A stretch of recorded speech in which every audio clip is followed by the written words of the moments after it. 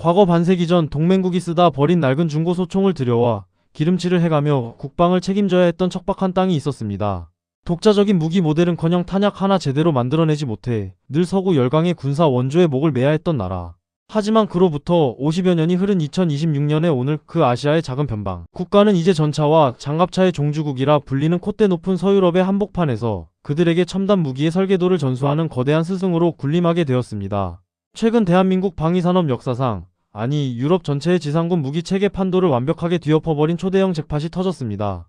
한화 에어로스페이스의 명품 자주포 K9이 스페인 국방부가 추진하는 총 67억 유로 규모의 차세대 포병 현대화 사업에서 무려 45억 5천만 유로, 우리 돈으로 약 7조 6천억 원에 달하는 막대한 계약을 사실상 확정 지으며 최종 승전보를 울렸습니다. 이것은 단순히 철로 만든 무기 몇 문을 수출하여 외화를 벌어들인 단순한 무역 거래가 아닙니다. 자국 방위산업에 대한 자부심이 하늘을 찌르고 역사적으로 무기 체계의 절대적인 우위를 점해왔던 서유럽에서 그것도 무기 시장의 절대 강자로 군림해온 독일의 자존심을 완벽하게 꺾어버린 일대 사건입니다. 도대체 무엇이 무기 수입국이었던 스페인으로 하여금 수많은 유럽의 명품 무기들을 제쳐두고 한국산 K9을 자신들의 차세대 포병 표준 플랫폼으로 주저없이 선택하게 만들었을까요?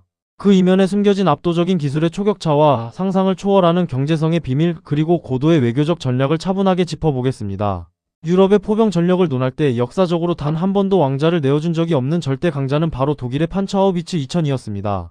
뛰어난 펀치력과 바늘구멍을 통과하는 듯한 정밀도, 그리고 기계공학의 정수라 불리는 정교한 시스템을 자랑하며 오랫동안 세계 최고의 자주포라는 수식어를 독점해왔습니다. 스페인 역시 오랜 기간 유럽 나토 동맹국의 일원으로서 독일제 무기 체계에 깊은 신뢰를 보내왔습니다. 하지만 이번 차세대 사업에서 스페인 군 수뇌부의 선택은 이변을 낳았습니다. 독일의 판처하우비츠 2000도 최근 급부상하던 신형 자주포 네메시스도 아닌 아시아에서 날아온 K9 자주포였습니다. 그 결정적 이유는 바로 실전에서 피와 땀으로 검증된 신뢰도와 생애주기 비용이라는 매우 현실적이고 차가운 계산표에 있었습니다. 무기는 화려한 모터쇼의 전시장 유리관 속에 있을 때가 아니라 허리띠까지 푹푹 빠지는 진흙탕을 뒹굴고 영하 수십 도의 매서운 눈보라를 견뎌낼 때 그 진짜 가치가 증명됩니다. K9 자주포는 이미 대한민국의 험준한 산악 지형은 물론이고 폴란드의 광활한 평원, 노르웨이와 핀란드의 극한의 빙설지대, 호주에 찌는 듯한 사막, 그리고 루마니아에 이르기까지 기후와 지형이 극과 극을 달리는 전 세계 곳곳에서 맹활약하며 그 압도적인 신뢰성을 묵묵히 입증해왔습니다. 특히 최근 우크라이나 전장 등 실제 포성이 오가는 고강도 실전 환경을 거치며 유럽 국가들은 뼈저린 교훈을 얻었습니다. 스펙시트 상에 적힌 화려한 기술보다 중요한 것은 척박한 전장에서 고장 없이 방아쇠를 당길 수 있는 내구성과 쏟아지는 포탄 속에서도 신속하게 진지를 변환할 수 있는 기동성이라는 사실입니다. 지나치게 복잡하고 예민하게 설계된 유럽산 첨단 무기들이 거친 전장 환경에서 잦은 고장을 일으키며 멈춰설 때 K9은 특유의 튼튼한 내구성과 묵직한 화력 밀도로 전선을 지켜냈습니다. 서류상의 재원만 화려한 무기가 아니라 병사들이 목숨을 걸고 믿고 탑승할 수 있는 진정한 실전형 무기라는 점이 스페인 국방부의 마음을 움직인 첫 번째 열쇠였습니다. 여기에 경쟁자들을 완전히 절망하게 만든 가격과 유지보수의 마법이 더해졌습니다. 방위산업에서 무기의 가치는 단순히 물건을 넘겨받을 때 지불하는 초기 도입 비용으로만 결정되지 않습니다. 무려 30년에서 40년 가까이 군대에서 운용해야 하는 무기의 특성상 배보다 배꼽이 더 크다고 할 수 있는 유지보수와 수리, 개량 비용이 핵심적인 변수로 작용합니다. 독일의 판처하우비츠 2000은 그 명성만큼이나 몸값이 비쌉니다. 한 대당 가격이 무려 200억 원에서 300억 원을 호가합니다. 반면 한국의 K9은 사양과 옵션에 따라 차이가 있지만 보통 40억 원에서 80억 원 선에서 거래됩니다. 즉 독일산 무기 한 대를 살 수 있는 막대한 예산이면 한국산 K9 두 대에서 세대와 넉넉한 예비 탄약 그리고 이를 지휘하는 통제 체계까지 한꺼번에 묶어서 구매할 수 있다는 결론이 나옵니다. 하지만 초기 도입 가격의 저렴함은 예고편에 불과합니다. 진짜 파괴력은 유지보수 생태계의 차이에서 폭발합니다.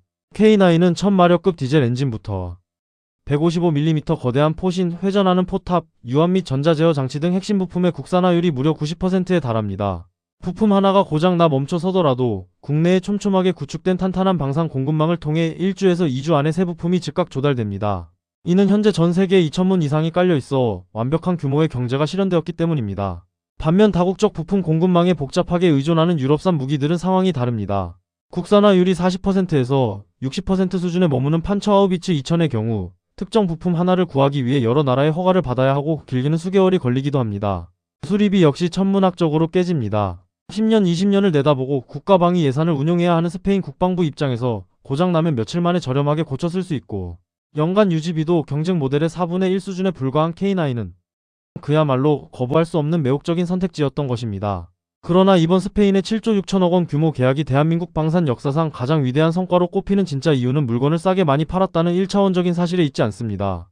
스페인은 단순한 무기 수입국을 넘어 한국 방위산업의 유럽 전초기지이자 전략적 동반자로 거듭나게 됩니다. 한화 에어로스페이스는 무기를 완성품으로 수출하는 과거의 방식을 과감히 버리고 스페인 최대의 국영 방산 기업인 인드라와 손을 잡고 현지에 거대한 합작 생산 공장을 건설합니다. 여기서 그치지 않고 한국의 자랑스러운 K9 지적재산권과 독자적인 설계도를 과감하게 이전하여 스페인 현지 지형과 군사 교리에 완벽하게 최적화된 이른바 K9을 공동으로 설계하고 양산하는 파격적인 상생의 조건을 내걸었습니다. 무기를 파는 자와 사는 자의 관계를 넘어 기술을 나누고 함께 성장하는 완벽한 혈맹 구조를 만들어낸 것입니다. 스페인 군의 계획은 웅장합니다. 궤도형 K9 128문과 차륜형인 K9 MH86문을 도입하고 여기에 포탄을 나르는 K10 탄약 운반차, K21 군안차, 그리고 전체 작전을 조율하는 지휘통제차 59대까지 무려 200문이 훌쩍 넘는 육군과 해병대의 포병 체계 전체를 오직 K9 단일 플랫폼 하나로 싹쓸이 통일하게 됩니다. 포신부터 탄약, 내부의 소프트웨어, 정비를 위한 수만 개의 예비 부품까지 단일 규격으로 통합되니 스페인 군의 훈련 효율성은 극대화되고 군수 지원의 복잡성은 극단적으로 낮아집니다. 한번 K9이라는 생태계에 발을 들인 이상 향후 수십 년 동안 스페인은 한국의 기술 표준과 부품 공급망에서 벗어날 수 없는 깊은 연대를 맺게 되는 것입니다. 한국의 거시 경제적 관점에서도 이것은 상상을 초월하는 거대한 도약입니다. 스페인 현지에 지어질 공장은 단순히 스페인 군의 수요만을 맞추기 위한 내수용 공장이 아닙니다. 이베리아 반도에 위치한 스페인은 지정학적으로 남부 유럽과 북아프리카, 그리고 같은 스페인어권을 공유하는 광활한 중남미 시장을 공략하기 위한 완벽한 생산 허브이자 전진 기지가 됩니다. 한국에서 만들어 배를 타고 수개월을 이동해야 했던 물류의 한계를 극복하고 현지에서 찍어낸 스페인산 K9이라는 타이틀을 달고 유럽과 남미 시장을 융단 폭격할 수 있는 거대한 발판이 마련된 셈입니다. 과거 대한민국의 경제 성장을 이끌며 한강의 기적을 만들어냈던 산업의 쌍두마차가 쉴 새 없이 반도체를 찍어내던 삼성과 전 세계 도로를 질주하는 자동차를 만들던 현대차였다면 이제 그 화려한 국가 주력 산업의 계보를 K방산이 당당하게 이어받고 있습니다. 현대차와 삼성 비켜라는 말이 단순한 우스갯소리가 아닌 이유가 여기에 있습니다. 이번 스페인 수주전은 세계 방산 무대에서 대한민국이 방산계의 현대차로 완벽하게 자리매김했음을 전 세계에 알리는 선전포고와 같습니다. 압도적으로 우수한 품질 경쟁자가 따라올 수 없는 가성비, 그리고 무엇보다 계약서에 적힌 납기일을 칼같이 지켜내며 대량으로 제품을 찍어내는 한국 제조업 특유의 끈질긴 저력과 성실함이 무기 산업이라는 고도의 전략 분야에서도 그대로 빛을 발하고 있는 것입니다. 무기 수출은 단순히 쇳덩어리를 파는 것이 아닙니다. 수출하는 국가와 수입하는 국가 간의 깊은 정치적 신뢰와 향후 30년을 함께하겠다는 안보의 동맹을 맺는 고도의 외교 행위입니다. 스페인이 자국의 국방을 K9에 온전히 맡겼다는 것은 이제 대한민국이 유럽 나토 자유진영의 군사적 표준을 주도하는 핵심 국가로 격상되었음을 명백하게 증명합니다. 수십 년 전만 해도 지도상에서 어디에 붙어 있는지도 모르던 아시아의 작은 나라가 이제는 콧대 높은 유럽의 맹주들을 열광시키고 스스로 우리의 기술을 배우게 만들어 자국의 방위 산업을 재건하게 만들고 있습니다. 험난한 진흙탕과 실전의 포연 속을 누비며 침묵으로 증명해낸 압도적인 성능, 완벽한 부품 자립과 멈추지 않는 공장 가동률, 그리고 이익을 혼자 독식하지 않고 기술을 나누며 현지 국가와 상생하는 유연하고도 고도화된 방산 외교 전략까지 스페인 마드리드에서 쏘아 올린 이 7조 6천억 원의 거대한 축포는 어느 날 갑자기 하늘에서 떨어진 요행이 아닙니다.